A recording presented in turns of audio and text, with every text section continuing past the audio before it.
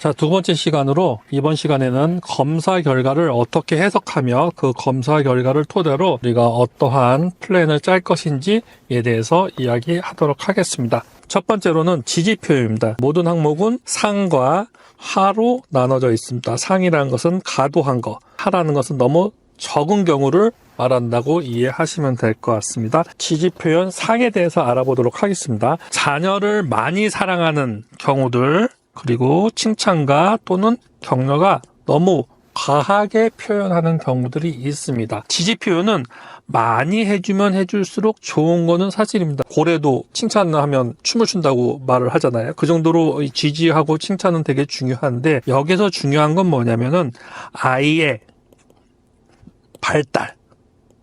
발달에 맞게 지지 표현을 많이 해줘야 된다는 겁니다. 예를 한번 들어보겠습니다.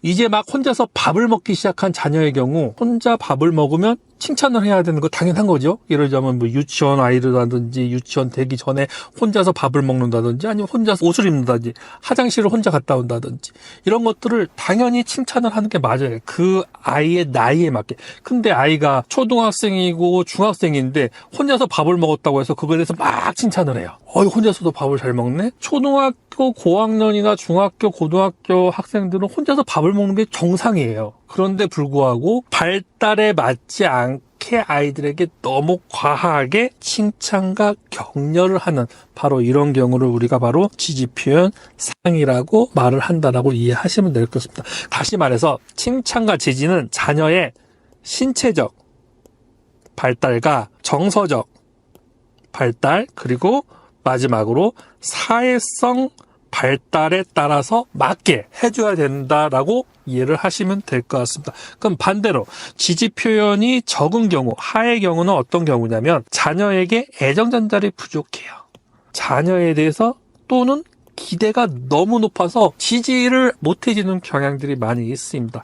자녀에 대한 칭찬이 지나치게 인색한 경우죠. 누가 보아도 칭찬받기에 충분한 상황인데도 불구하고 부모가 칭찬보다는 더 잘해야지, 너 잘할 수 있잖아, 왜 이거밖에 못해? 라는 메시지를 전달하는 경우들이 상당히 많이 있습니다. 예를 한번 들어볼까요? 우스개 소리로 우리가 예전에 많이 했던 얘기인데, 아이가 공부를 했는데 30등을 했어요. 한 반에서.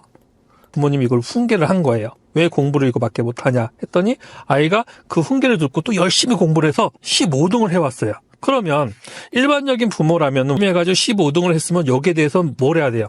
칭찬을 하고 지지하고 또 더 잘할 수 있다라고 우리가 계속 응원을 해주는 게 정상인데도 불구하고 15등이 잘한 건 아니지 않냐, 더 열심히 해야 되지 않냐라고 부모님이 다시 훈계를 시작을 하는 거예요. 그러니까 아이가 열심히 해가지고 진짜로 2등을 해왔어요. 대단한 아이예요, 이 아이는. 그랬더니 부모님이 칭찬을 분명히 요구도 해줘야 되는데 뭐라고 해요? 조금만 더 하면 1등 할 수 있는데 왜 이거밖에 못했어? 또 열심히 해가지고 결국은 1등을 해왔어요.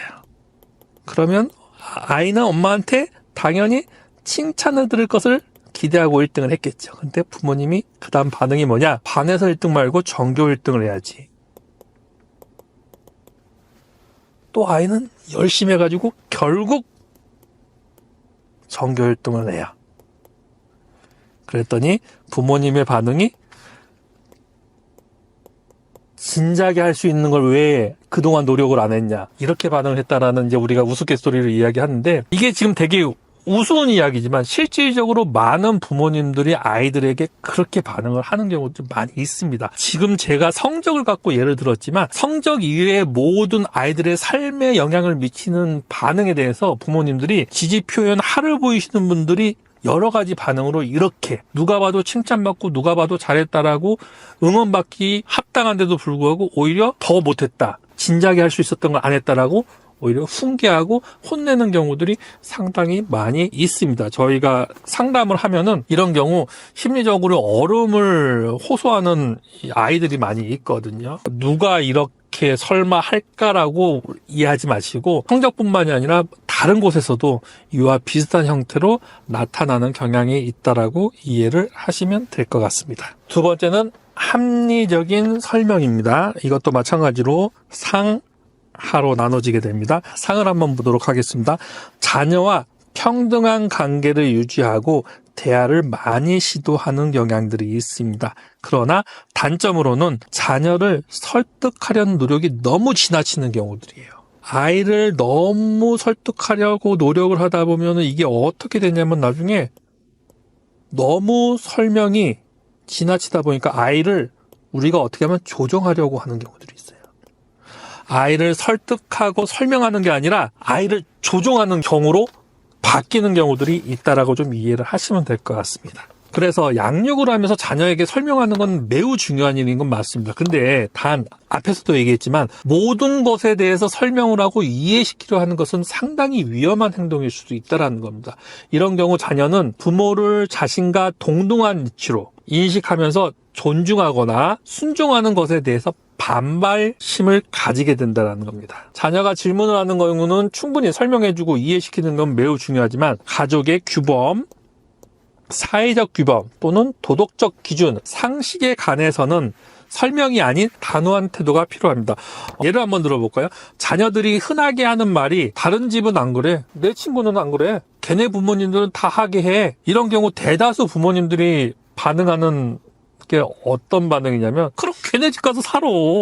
저도 아이들에게 예전에 했던 말인데 이런 경우들이 상당히 많이 있다라는 겁니다. 이 경우는 부모에 대한 분노와 반항심만 높아진다는 거예요. 귀가 시간, 약속 시간 지키기, 핸드폰 사용 시간 조절하기, 게임 시간 조절하기 등과 관련하여 가족의 규칙을 지키고 이행을 해야 하는 경우에는 가족이 규칙을 존중하고 지켜야 한다는 점만 강조하면 됩니다. 우리 집의 규칙은 귀가 시간이 10시야. 모든 가족이 다 지키기로 약속했어.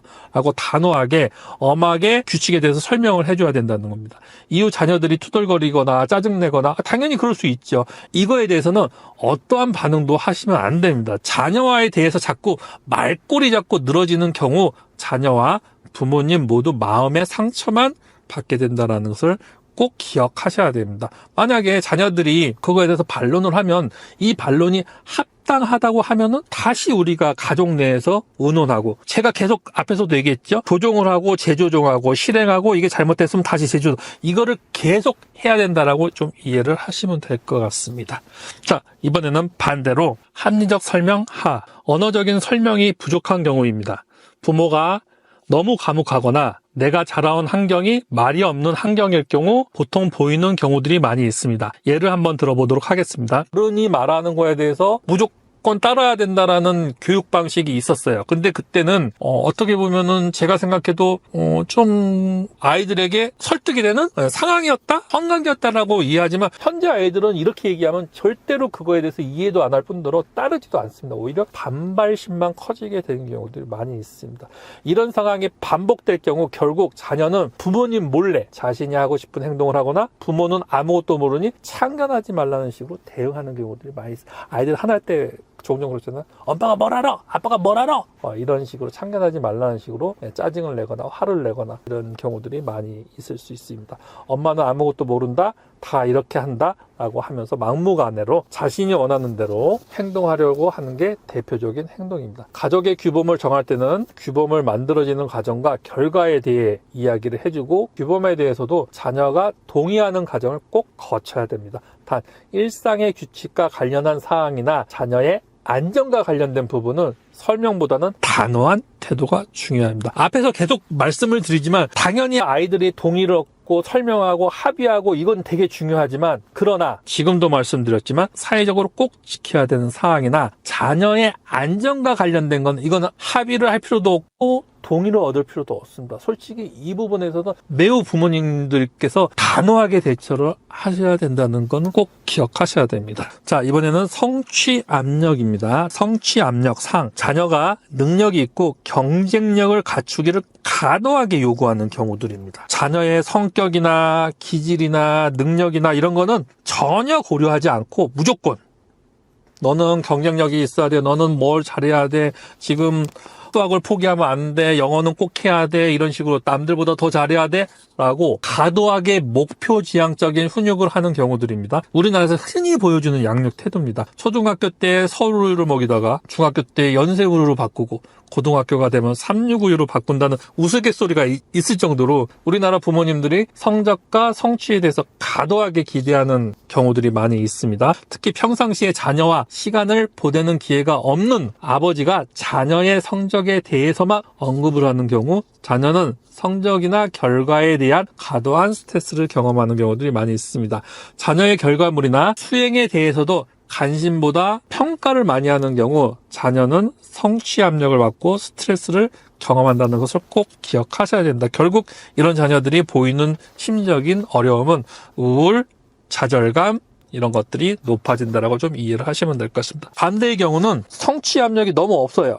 대부분 가정에서 보면 엄마하고 아빠하고 비교했을 때 아빠들이 많이 보이는 결과입니다. 아니 굳이 공부 싫으면 안 해도 되지 공부할 필요가 있겠어 이런 식으로 성취 교육을 평균 이하로 보이는 경우들, 부와 모의 점수 차이가 클 경우 아이들은 혼란감을 야기합니다. 성취 압력이 낮을 수도 있어요. 그거는 부모님들의 교육 스타일에 따라서 분명히 그거는 인정되어야 되지만 여기서 중요한 건 뭐냐면 아빠는 성취 압력이 너무 낮은데 엄마는 성취 압력이 높아요. 이렇게 두 분의 점수가 차이가 나면 아이들에게 오히려 안 좋은 영향을 줄 수 있다는 겁니다. 아빠가 자녀에게 무관심한 태도를 보이고 말이 없고 자녀와 함께 보내는 시간이 없는 경우 자녀는 부모와 애착이 형성되지 않으며 문제가 발생해도 아빠에게 알리기 꺼려하는 등의 행동을 보이는 경우들이 대부분입니다. 아빠와 엄마의 성취에 대한 훈육과 압박이 다른 경우, 너무 점수 차이가 많은 경우 자녀는 거기서 혼란감을 경험하는 경우들이 많이 있습니다. 상당히 안 좋은 케이스라고 이해를 하시면 될 것 같습니다. 모든 항목에서 마찬가지지만 부와 모가 점수 차이가 너무 극렬하게 벌어지는 건 무조건 안 좋습니다. 아이들에게 정서적으로도 안 좋고 나중에 아이들의 판단력에도 안 좋고 매우 여러 가지 심리적인 부분에 대해서 어려움을 겪게 하기 때문에 우리가 검사 결과를 토대로 부와 모가 합의를 하셔야 됩니다. 어떻게 우리가 양육하는 방향을 어느 쪽으로 잡아야 돼? 다 그렇게 우리가 어렸을 때 자라오지 않았어? 라고 생각하시면 지금 아이들은 되게 어려움을 겪을 수 있다라고 보시면 될 것 같습니다. 간섭입니다. 이번에는 절제적인 행동 발달을 촉진하고 집중력 향상에 도움이 됩니다. 이건 조언적인 긍정적인 역할이죠. 비일관적인 경우 충동적인 자녀가 될 가능성이 높죠. 일관적이란 건 뭐냐면은 이랬다 저랬다 하는 걸 우리가 비일관적인 하나의 사건에 대해서 기분이 좋을 때는 그럴 수도 있지라고 넘어가고 같은 사건인데도 기분이 나쁘면 그거에 대해서 처벌을 하거나 훈계를 하거나 왔다 갔다 하시면 안 된다라는 겁니다. 그래서 우리가 계속 앞에서 얘기했지만 규칙을 정해야 되는 이유가 이런 비일관적인 행동들을 없애기 위해서 만드는 거라고 이해를 하시면 될 것 같습니다. 결국은 아이들은 부모가 이러한 간섭에 대해서 비일관적으로 행동을 보이게 되면 아이들은 부모들에게 걸리지 않으려고 거짓말을 한다든지 숨어서 또한 행동을 한다든지 이런 행동 패턴들이 늘어날 가능성이 높다라고 이해를 하시면 될 것 같습니다. 이렇게 비일관적으로 행동을 하는 부모님들의 지나친 간섭은 자녀에게 혼란감을 주고 불안을 야기하며 억울하다는 감정을 심어줄 수 있습니다. 그렇잖아요. 저번 때는 문제가 없었는데 똑같은 행동을 하는데 이번에는 부모님 기분이 안 좋다고 해서 내가 혼나면 되게 억울할 수 있거든요. 나는 어느 장단에 맞춰서 춤을 춰야 되지? 이렇게 생각할 수도 있습니다. 지나친 간섭보다는 큰 틀의 규칙을 제공해주고 규칙을 벗어나지 않는 범위에서 자녀에게 선택할 수 있는 기회를 주는 게 매우 중요하다고 이해를 하시면 될 것 같습니다. 간섭 하입니다. 자녀들의 자율성을 많이 허용하게 되어서 자녀들의 지적 자극을 높여준다라고 이해를 하시면 될 것 같아요. 좋은 경우죠. 이런 경우는. 근데 반면 과제 수용에 열의가 없는 자녀의 경우 그렇죠. 위에 거는 결국은 자녀 스스로 잘하는 아이들이 있어요. 이런 아이들에게는 오히려 간섭이 나쁜 경우들이 있거든요. 오히려 간섭을 아예 안 하는 경우도 있지만 과제 수행 자체도 열의가 없는 자녀에게 간섭을 안 한다? 그러면 즉흥적인 것을 추구할 가능성이 높아집니다. 아이들이. 예를 한번 들어볼까요? 마트나 쇼핑몰에서 떼를 쓸고 울면서 짜증내는 자녀를 대할 때 규칙에 대해서 단호하게 알려주고 떼를 쓰는 행동이 적절하지 않다는 것을 알려주는 것이 좋습니다. 자녀의 요구를 그대로 들어주거나 자녀의 행동에 대해 제재를 하지 않거나 훈육을 안 하는 것은 자녀의 충동적인 행동을 부추길 수 있다라는 겁니다. 간섭이 지나치게 느슨하거나 적절히 개입이 없는 경우 자녀는 충동적으로 자신이 원할 때는 원하는 방식으로 행동하고 주변에 자신이 원하는 것을 일방적으로 요구하는 행동을 반복하게 되는 경우들이 있으니까 우리가 아이의 성향에 맞게 간섭을 낮게 가지고 갈 거냐 적절하게 유지를 할 거냐는 아이의 기질과 성향을 봐가면서 해줘야 된다라고 이해를 하시면 될 것 같습니다. 처벌상. 부모의 일방적인 처벌은 아이가 나중에 모방할 가능성이 높습니다. 처벌은 우리가 이제 크게 나눠주죠. 신체적인 처벌과 심리적인 처벌이 있는데 결국은 이 처벌의 수위가 너무 높게 되면 아이들은 폭력성을 취득하게 됩니다. 그래서 폭력성을 습득하여 그 폭력성을 다른 곳에서 표출하는 경우들이 많이 있다라고 보시면 될 것 같습니다. 그리고 아이들이 부모에게 들키지 않기 위해서 계속 지속적인 거짓말을 하거나 스스로 이 행동에 대해서 부모님이 안 보는 장소나 몰래 숨어서 하는 경우들이 많이 있다라고 이해를 하시면 될 것 같습니다. 무조건 처벌을 하지 말자라고 제가 말씀드린 게 아닙니다. 처벌은 분명히 필요합니다. 일정 수준의 처벌은 분명히 필요하다고 말씀을 드렸습니다. 그러나 신체적인 처벌보다는 정서적인 처벌을 하는 것을 우리가 권장하고 있다라고 이해를 하시면 될 것 같습니다. 그러나 꼭 여기에 붙어야 되는 건 뭐냐면 처벌을 하는 경우에는 벌을 받게 된 이유에 대해서 정확하게 설명을 해주셔야 됩니다. 그리고 정해진 규율에 따라서 벌을 주는 게 좋습니다. 이 검사를 통해서 우리가 하려는 게 뭐죠? 가정 내에 규율과 규칙을 만들고 그 규율과 규칙을 누구하고 만든다? 부모님과 자녀들이 함께 만들기 위해서 우리가 하는 거잖아요. 그래서 결국은 내가 처벌을 받는 거에 대해서 왜 받는지도 정확하게 설명을 해 주셔야 되고요. 그리고 이러한 규칙을 어기면 우리가 처벌을 받을 수 있다는 것을 정확하게 인지시켜주고 서로 합의하는 게 제일 좋습니다. 예를 들면 거짓말을 하지 않는다는 규칙이라든지 거짓말을 하지 않는다고 우리가 정했는데 거짓말을 했을 경우 뭐 하루 동안 외출 금지, 하루 동안 개인 금지, 하루 동안 핸드폰 금지 등 이러한 처벌 규정을 만들어 가지고 그것을 우리가 지키도록 하는 게 제일 중요하다라고 이해하시면 될 것 같습니다. 처벌에 대해서 모호한 기준으로 자녀에 대해서 처벌하게 되면 억울하다, 엄마는 나만 미워한다, 아빠는 나만 미워한다는 등의 감정을 가질 수 있기 때문에 매우 주의하셔야 됩니다. 반대의 경우 처벌 하입니다. 자녀가 다른 사람에게 피해를 주거나 규칙을 어기거나 가족의 규범에서 어긋난 행동을 한 경우 단호하게 일관되게 우리가 정한 규칙에 의해서 처벌은 분명히 하셔야 됩니다. 무조건 처벌 안 하고 이쁘다 해주는 게 아이들에게 좋은 영향을 주지 않는다라는 겁니다. 다른 사람에게 피해를 주는 행동을 했음에도 무관심하게 대처하거나 별일 아니라는 듯이 뭐 그럴 수도 있지 이렇게 반응을 보이면 아이들은 아 이렇게 해도 되는구나 별거 아니네 라고 생각을 하면서 계속 그 문제 행동을 오히려 반복하면서 문제 행동의 강도가 높아질 수 있다고 이해를 하시면 될 것 같습니다. 감독상에 대해서 알아보도록 하겠습니다. 감독이 과할 경우 간섭이 되겠죠, 당연히. 그리고 이러한 간섭들이 싫어서 아이들은 계속 거짓말을 하게 된다는 겁니다. 확인하려는 행동보다는 허용적인 태도가 필요하다고 이해를 하시면 될 것 같습니다. 아이들에게 틀을 제공하고 틀 안에서 아이들이 스스로 할 수 있도록 우리가 지지해주고 그러한 환경을 만들어줘야 된다라고 이해를 하시면 될 것 같습니다. 감독은 간섭과 조금 다른 개념이죠. 간섭이 일상의 소소한 부분이라면 감독은 자녀의 선택권을 통제하고 부모가 도움을 주는 거죠. 처음에 말씀드렸듯이 아이에게 틀을 제공하고 아이가 그 틀 안에서 스스로 결정하고 아이들이 그 결정에 대해서 어려움을 호소하면 부모님들이 거기서 개입을 해주고 이게 바로 감독입니다. 간섭은 일일이 이렇게 야 그렇게 하면 안 되지 이렇게 해야지 그건 아니지 이게 선택한 게 더 좋지 않게 계속 일일이 모든 항목에 대해서 우리가 지적을 하는 게 바로 간섭이 되겠죠. 자 반대로 감독이 너무 낮은 경우는 자녀를 믿고 인정해주는 유형입니다. 나쁘지는 않아요.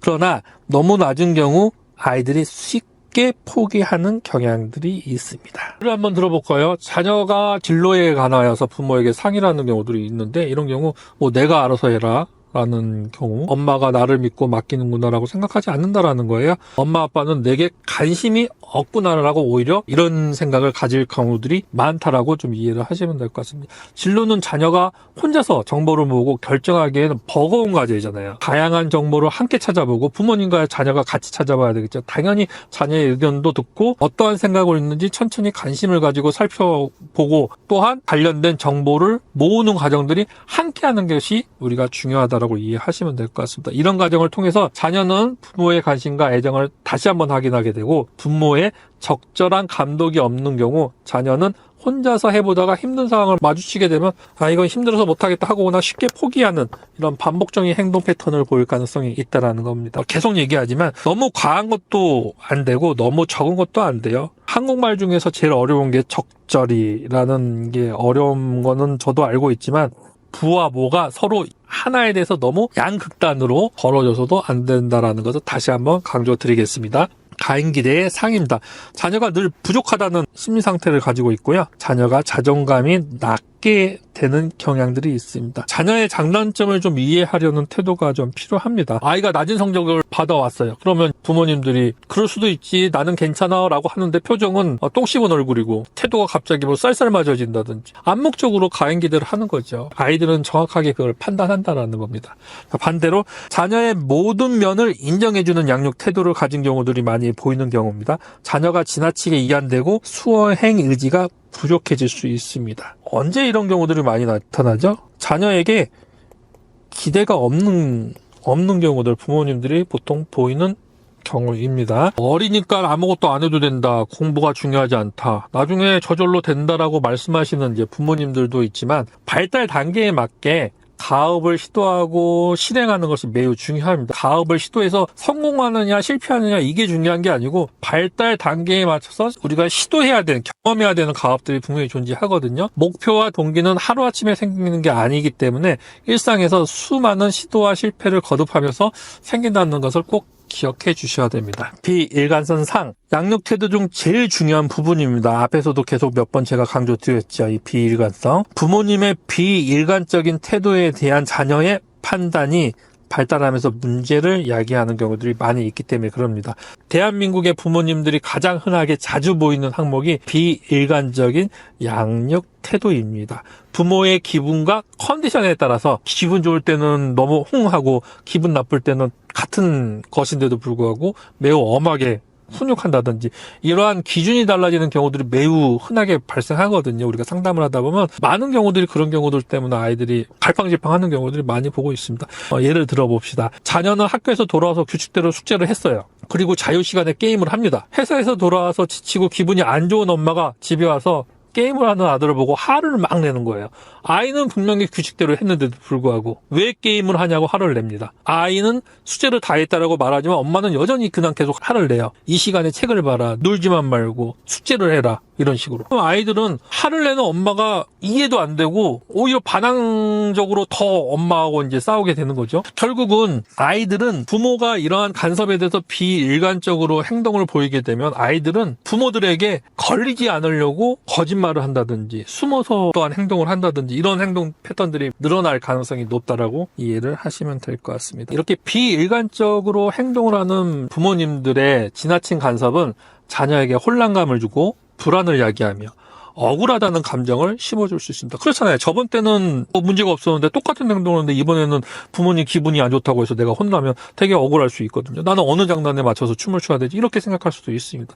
지나친 간섭보다는 큰 틀의 규칙을 제공해주고 규칙을 벗어나지 않는 범위에서 자녀에게 선택할 수 있는 기회를 주는 게 매우 중요하다고 이해를 하시면 될 것 같습니다. 간섭 하입니다. 간섭 하의 경우는 자녀들의 자율성을 많이 허용하게 되어서 자녀들의 지적 자극을 높여준다라고 좀 이해를 하시면 될 것 같습니다. 위에 거는 결국은 뭐냐면 자녀 스스로 잘하는 아이들이 있어요. 이런 아이들에게는 오히려 간섭이 나쁜 경우들이 있거든요. 오히려 간섭을 아예 안 하는 경우도 있지만 과제 수행 자체도 열의가 없는 자녀에게 간섭을 안 한다? 즉흥적인 것을 추구할 가능성이 높아집니다. 아이들이. 간섭이 지나치게 느슨하거나 적절히 개입이 없는 경우 자녀는 충동적으로 자신이 원할 때는 원하는 방식으로 행동하고 주변에 자신이 원하는 것을 일방적으로 요구하는 행동을 반복하게 되는 경우들이 있으니까 아이의 성향에 어떻게 간섭을 낮게 가지고 갈 거냐, 적절하게 유지를 할 거냐는 아이의 기질과 성향을 봐가면서 해줘야 된다라고 이해를 하시면 될 것 같습니다. 이번에는 처벌입니다.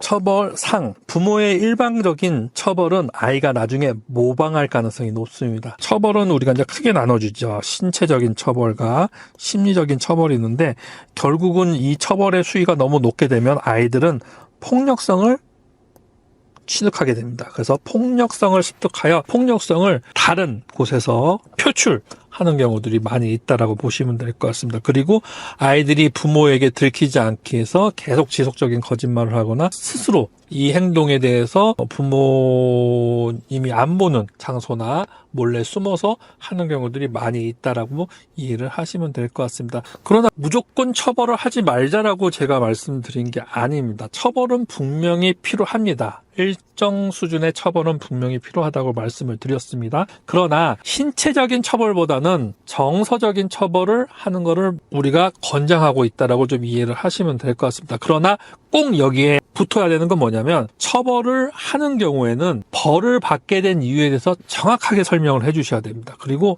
정해진 규율에 따라서 벌을 주는 게 좋습니다. 이 검사를 통해서 우리가 하려는 게 뭐죠? 가정 내에 규율과 규칙을 만들고, 그 규율과 규칙을 누구하고 만든다?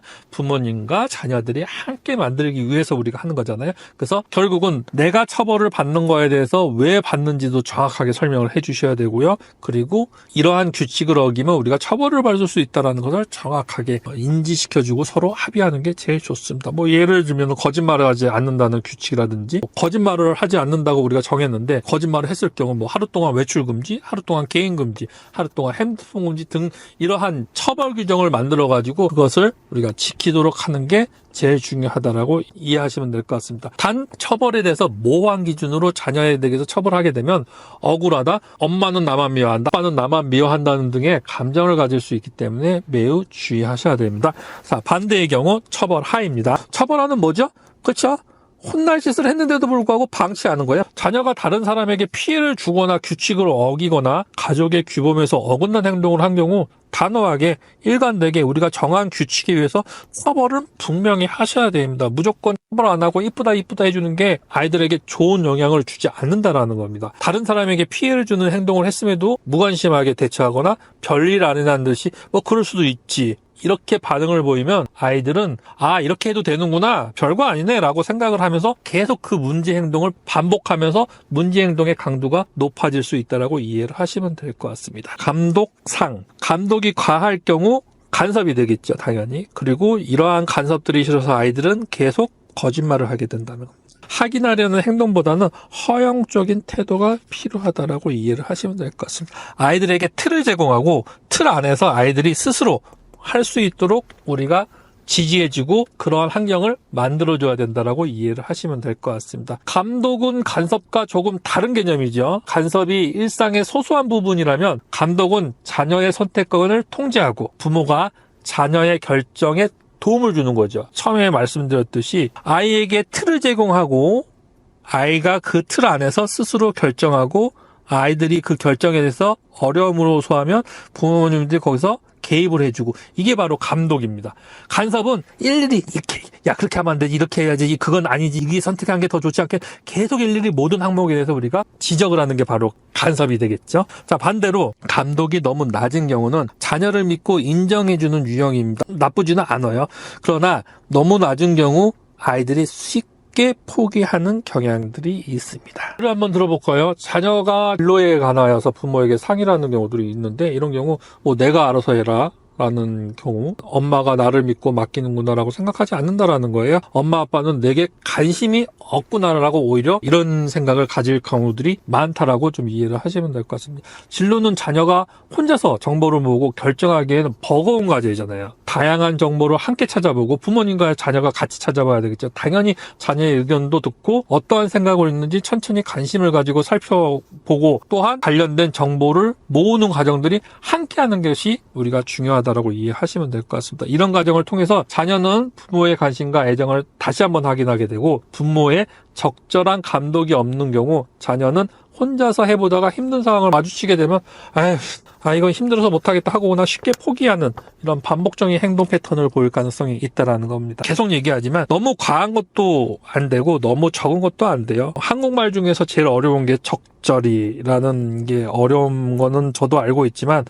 부와 모가 서로 하나에 대해서 너무 양극단으로 벌어져서도 안 된다라는 것을 다시 한번 강조드리겠습니다. 가인기대의 상입니다. 자녀가 늘 부족하다는 심리 상태를 가지고 있고요. 자녀가 자존감이 낮게 되는 경향들이 있습니다. 자녀의 장단점을 좀 이해하려는 태도가 좀 필요합니다. 가인기대는 말로만 전달되는 것이 아닙니다. 가정의 분위기, 부모님의 말투나 표정, 행동 등이 자녀에게 고스란히 전달이 돼요. 대부분 부모님들 얘기하는 거 보면은 나는 그런 거 안 한다라고 하는데 그러한 분위기라든지 눈빛이라든지 말 억양이라든지 여기서 가인기대를 하는 경우들이 많이 있습니다. 아이들은 그거를 정확하게 알아들을 수 있습니다. 말로 꼭 나는 너를 기대하지 않는다라고 하지만 결국은 그런 행동이나 이런 가족의 분위기에서 가인기대를 하게끔 만든다라고 이해하시면 될 것 같습니다. 아이가 낮은 성적을 받아왔어요. 그러면 이제 부모님들이 그럴 수도 있지 나는 괜찮아 라고 하는데 표정은 똥 씹은 얼굴이고 태도가 갑자기 쌀쌀맞아진다든지 이건 뭐예요? 암묵적으로 가인기대를 하는 거죠. 아이들은 정확하게 그걸 판단한다는 겁니다. 반대로 가인기대가 너무 적은 경우 자녀의 모든 면을 인정해주는 양육 태도를 가진 경우들이 많이 보이는 경우입니다. 자녀가 지나치게 이완되고 수행 의지가 부족해질 수 있습니다. 언제 이런 경우들이 많이 나타나죠? 그렇죠? 자녀에게 기대가 없는 경우들 부모님들이 보통 보이는 경우입니다. 어리니까 아무것도 안 해도 된다. 공부가 중요하지 않다. 나중에 저절로 된다라고 말씀하시는 이제 부모님들도 있지만 발달 단계에 맞게 가업을 시도하고 실행하는 것이 매우 중요합니다. 가업을 시도해서 성공하느냐 실패하느냐 이게 중요한 게 아니고 발달 단계에 맞춰서 우리가 시도해야 되는 경험해야 되는 가업들이 분명히 존재하거든요. 목표와 동기는 하루아침에 생기는 게 아니기 때문에 일상에서 수많은 시도와 실패를 거듭하면서 생긴다는 것을 꼭 기억해 주셔야 됩니다. 비일관성입니다. 비일관성 상, 양육 태도 중 제일 중요한 부분입니다. 앞에서도 계속 몇 번 제가 강조드렸죠. 부모님의 비일관적인 태도에 대한 자녀의 판단이 발달하면서 문제를 야기하는 경우들이 많이 있기 때문에 그럽니다. 대한민국의 부모님들이 가장 흔하게 자주 보이는 항목이 비일관적인 양육 태도입니다. 부모의 기분과 컨디션에 따라서 기분 좋을 때는 너무 흥하고 기분 나쁠 때는 튼 것인데도 불구하고 매우 엄하게 훈육한다든지 이러한 기준이 달라지는 경우들이 매우 흔하게 발생하거든요. 우리가 상담을 하다 보면 많은 경우들이 그런 경우들 때문에 아이들이 갈팡질팡하는 경우들이 많이 보고 있습니다. 예를 들어봅시다. 자녀는 학교에서 돌아와서 규칙대로 숙제를 했어요. 그리고 자유시간에 게임을 합니다. 회사에서 돌아와서 지치고 기분이 안 좋은 엄마가 집에 와서 게임을 하는 아들을 보고 화를 막 내는 거예요. 아이는 분명히 규칙대로 했는데도 불구하고 왜 게임을 하냐고 화를 냅니다. 아이는 숙제를 다 했다라고 말하지만 엄마는 여전히 그냥 계속 화를 내요. 이 시간에 책을 봐라. 놀지만 말고 숙제를 해라. 이런 식으로. 아이들은 화를 내는 엄마가 이해도 안 되고 오히려 반항적으로 더 엄마하고 이제 싸우게 되는 거죠. 경험해 보셨죠? 저는 경험해봐서 하는데 상당히 이게 좋은 양육 태도는 아니거든요. 엄마가 오늘은 기분이 좋아요. 숙제를 안 하고 게임을 하는 아들을 보고도 기분 좋게 엄마는 화를 내지 않아요. 가족의 규칙을 지키지 않았지만 부모님의 기분에 따라서 이게 혼날 수도 있고 넘어갈 수도 있고 이렇게 비일관적으로 우리가 행동하면은 매우 안 좋다라고 이해를 하시면 될 것 같습니다. 이런 일이 반복되면 자녀는 가족의 규칙을 지키는 것이 중요하지 않다고 생각해요. 부모님의 오늘의 기분이 어떤지가 제일 중요한 거지 내가 이 규칙을 지켰느냐 안 지켰느냐는 중요하지 않거든요. 부모가 기분이 나빠 보이면 방에 들어가 숨어버리고 부모가 기분이 좋으면 그제 안심하고 놀이를 하거나 게임을 하는 자녀 양육에 있어서 비일관성은 자녀의 불안을 부추기는 가장 위험한 양육 태도라고 이해를 하시면 될 것 같습니다. 반대입니다. 비일관성 하, 안정적이고 일관적인 반응이겠죠. 비일관성이 너무 낮은 경우는 규칙을 지키고 이를 통해 틀이 안정적으로 형성된 경우입니다. 부모의 정서가 자녀의 훈육의 중요한 기준이 아닌 규칙에 따라서 자녀를 훈육하게 되면 자녀는 당연히 안정적으로 느끼겠죠. 엄마가 기분이 나빠 보여도 죄를 다했으니 편안하게 게임을 할 수 있는 환경이 만들어지는 겁니다. 다만 상황에 맞지 않게 규칙만 지나치게 강조하게 되는 경우 유연성이 부족해지면서 문제 해결하는 능력이 약간 떨어질 수 있는 단점도 존재를 합니다. 예를 한번 들어볼까요? 급작스럽게 사정이 생겨서 부모가 일시적으로 집을 비우고 할머니가 와서 자녀를 돌보는 상황에서 규칙대로 돌아가지 않을 때 당황해하거나 불안해하고 우울해하는 경우들이 대표적입니다. 규칙을 지키는 것도 중요한데 규칙이 목적이 되어서는 안 된다라고 좀 이해를 하시면 될 것 같습니다. 이 상황에 대해서 아이들에게 설명을 해주시면 돼요. 왜 지금 이 규칙이 있는데도 불구하고 우리가 이 규칙을 일시적으로 지키지 못하는 거에 대한 아이들에게 이해가 되도록 설명을 하면 전혀 문제가 되지 않는다라고 이해를 하시면 될 것 같습니다. 결국은 앞에서 저희가 여러 가지 항목들을 봤는데 상이냐 하냐 이쪽으로 극단적으로 흘러가는 것보다는 적절하게 안쪽에서 중간에서 양육하는 게 이상적인 양육 태도라고 이해를 하시면 될 것 같습니다. 앞에서 부와 모의 양육 태도가 어느 쪽에 있는지 지표를 보고 이해하시고 각각의 항목이 지나치게 높거나 지나치게 부족하지 않다면 이상적인 양육을 하고 있다고 볼 수 있습니다. 그래서 부와 모의 양육 항목을 각각 분석을 했다면 다음은 부와 모의 양육 항목을 서로 비교하면서 자녀의 입장에서 생각하고 공감하는 시간을 갖는 것이 필요합니다. 너무 극단적으로 있는지를 좀 확인하시고 또 부와 모가 반대 방향에서 양육하고 있지는 않은지 체크할 필요가 있다는 내용입니다. 결국은 우리가 이 검사를 하고 이 내용을 우리가 설명을 들은 것은 자녀 양육을 어떻게 할 것인가 라는 질문에 대해서 우리가 스스로 생각하고 답을 만들기 위해서 검사를 하는 것입니다. 자, 첫 번째, 나에 대해서 이해를 하셔야 됩니다. 자녀의 정서와 생각, 행동에 가장 크게 영향을 미치는 것은 부모의 정서이고 부모의 사고이고 부모의 행동, 가치관이기 때문입니다. 아동과 청소년이 도움이 필요해 센터에 내원하고 검사를 진행할 경우 자녀의 검사와 함께 부모의 검사를 함께 진행하는 이유가 바로 여기 있다라고 이해하시면 될 것 같습니다. 첫 번째, 부모가 자녀의 문제를 일반적인 기준에 따라 평가하고 있는가? 부모가 기질적으로 에너지가 부족하고 내향적이고 우울을 갖고 있는 경우에는 자녀의 평범한 행동에 대해서 지나치게 문제의식을 가지고 바라보는 경향들이 나타나거든요.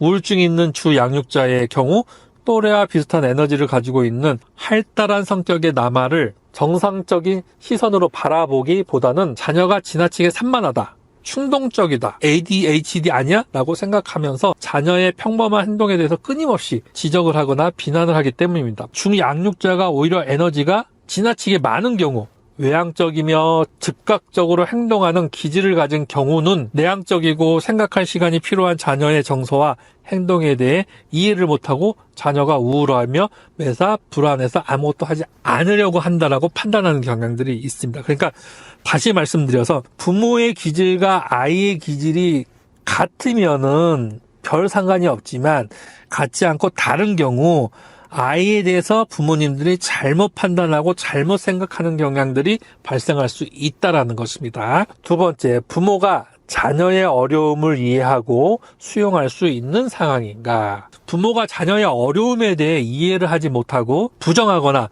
회피하는 경우들이 상당히 많이 있거든요. 부모의 정서가 심한 우울이나 불안을 갖고 있는 경우 자녀의 어려움을 있는 그대로 인정하고 수용할 수 없게 되기 때문입니다. 자녀가 가진 문제를 왜곡된 시선이나 편견을 가지고 바라보지 않고 있는 그대로 인정하고 수용하는 단계가 건강한 양육의 첫 걸음이기 때문입니다. 인정하지 않으면 변화를 할 수가 없어요. 즉 인정하지 않으면 가족 구성원의 이 모든 잘못된 패턴들을 바꿀 수가 없기 때문에 먼저 우리가 나에 대해서 먼저를 알고 또 자녀에 대해서도 알고 그리고 자녀와 나에 대해서 뭐가 다르고 어떻게 다른지에 대해서 우리가 인정하는 순간 이제 무엇을 해야 되겠다라는 게 결론적으로 나온다라고 이해를 하시면 될 것 같습니다. 두 번째, 자녀 이야기입니다. 첫 번째는 이제 나에 대해서 나의 기질과 나의 성격과 나의 행동 패턴, 자녀와 어떤 것이 다른지 이걸 이해했다면 이번에는 이제 자녀의 타고난 기질과 성격을 이해하셔야 됩니다. 아시잖아요. 내 배에서 태어났지만 첫째, 둘째 다 성격도 틀리고 틀리고 외모도 틀리고 하는 것도 틀리고 다 다르잖아요.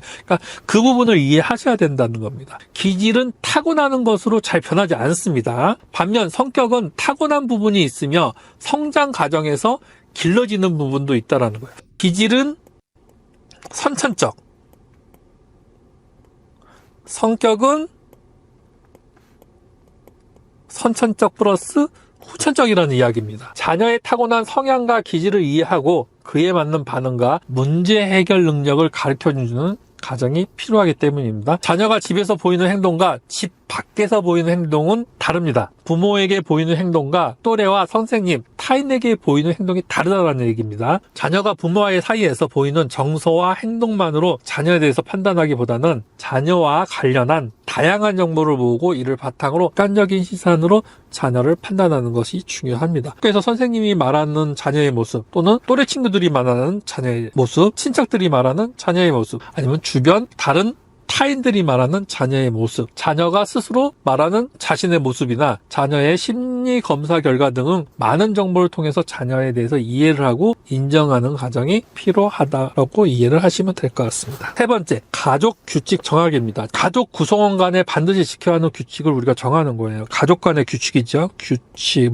규범이라고도 할 수도 있지만 이런 것들을 우리가 만들어가는 과정이라고 보시면 될 것 같습니다. 가족이 반드시 지켜야 하는 규칙이 없는 경우 가족 구성원이 저마다 사정과 의견을 내세우며 끊임없이 가족의 경계선을 위협하는 행동을 반복하는 경우들이 있습니다. 가족의 규칙은 다양하게 설정할 수 있습니다. 각 가정마다 상황이 다르기 때문에 맞는 규칙과 규정을 정하시면 됩니다. 예를 들면 귀가 시간이라든지 가족과 함께하는 시간이라든지 핸드폰 등 전자기기 사용하는 시간, 일상에서 지켜야 하는 규칙 설정 이런 것들이 있지 않습니까? 이런 것들을 가정 상황에 맞게 정하시면 됩니다. 이외에도 다양한 규칙 설정을 통해서 가족의 일상과 정서를 조정할 수 있는 기준을 정하고 이를 지키기 위해서 노력하는 것이 매우 중요합니다. 또한 부모가 먼저 행동으로 보여주는 것이 중요합니다. 자녀에게만 하라 하지 마시고 먼저 부모님들이 모범을 보이셔야 된다는 겁니다.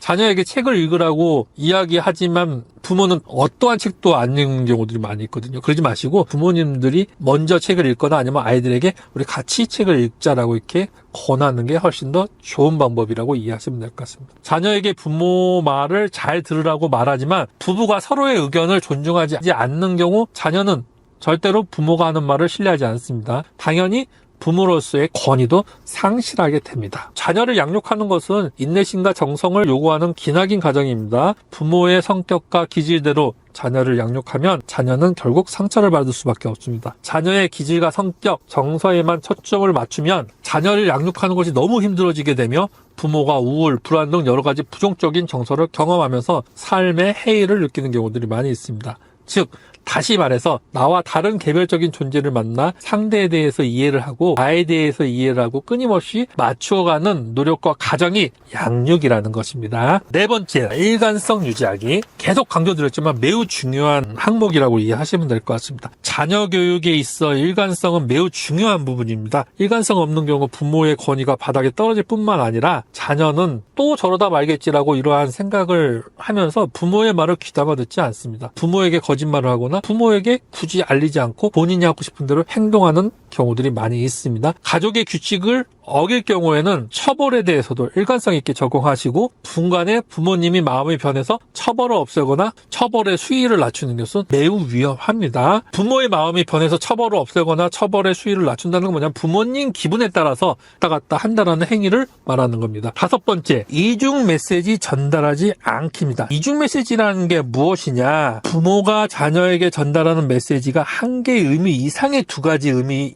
갖고 있는 것을 말해요. 도대체 무슨 소린가 이해가 안 되실 수도 있지만 예를 한번 들어보도록 하겠습니다. 부모가 자녀에게 내가 하고 싶은 것 해 라고 말하지만 얼굴에는 못마땅한 표정, 자녀를 무시하는 태도를 보이는 경우, 즉 말과 표정이 다른 메시지를 전달하는 경우가 이게 바로 이중 메시지거든요. 자녀는 엄마의 말을 들어보면 허락을 한 것 같은데 엄마의 표정을 보면 허락을 하지 않은 것 같아요. 이러한 상반된 두 가지 메시지를 동시에 전달되면 결국 자녀들은 혼란감을 경험하게 됩니다. 엄마는 별로 마음에 안 들어. 내가 하고 싶으면 해라. 이렇게 말하는 것 자녀에게 이중 메시지를 전달하는 겁니다.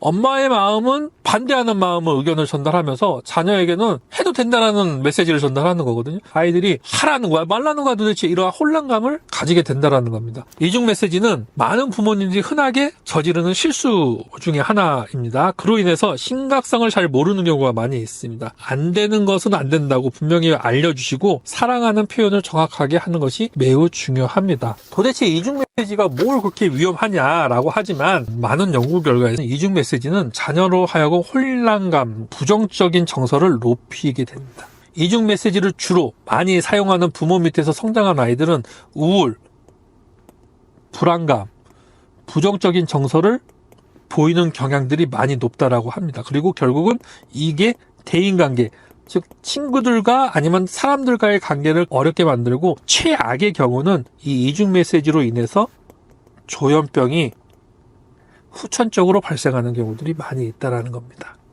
아니 무슨 이중 메시지 가지고 그런 것까지 발생을 하고 할 수도 있지만 연구 결과에서 보면은 계속 공통적으로 이야기하는 겁니다. 그래서 이중 메시지는 매우 위험한 양육 패턴이라고 이해를 하시면 될 것 같습니다. 까지 자녀 양육할 때의 주의점에 대해서 간단하게 알아봤습니다. 자녀는 부모를 거울 삼아 성장을 합니다. 자녀를 비추어주는 거울이 반듯하고 깨끗한 경우 자녀도 세상을 바라보는 건강할 관점을 가지게 됩니다. 부모의 성향과 가치관을 강요하기보다는 자녀의 타고난 성격과 기질을 파악하고 건강한 가치관과 문제 해결 능력을 갖도록 다듬고 정보를 제공하는 것이 부모의 역할이라는 점을 꼭 기억해 주시기 바랍니다. 자, 그럼 수고 많으셨습니다. 감사합니다.